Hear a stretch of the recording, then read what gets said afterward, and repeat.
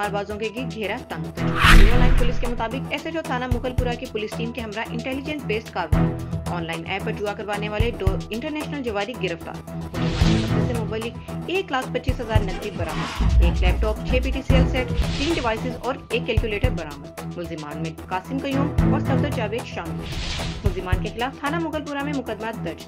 मजीद तफ्तीश के लिए हवाला इन्वेस्टिगेशन विंग कर दिया गया। SP civil line doctor Abdul Hanan की एसएचओ थाना मुगलपुरा नसीम खान और पुलिस टीम को शाबाश। कमालबाजी करवाना और करना कानूनन जुर्म है। जराइम पेशा अफराद के खिलाफ कार्रवाइयां जारी रखेंगे। SP civil line doctor Abdul Hanan.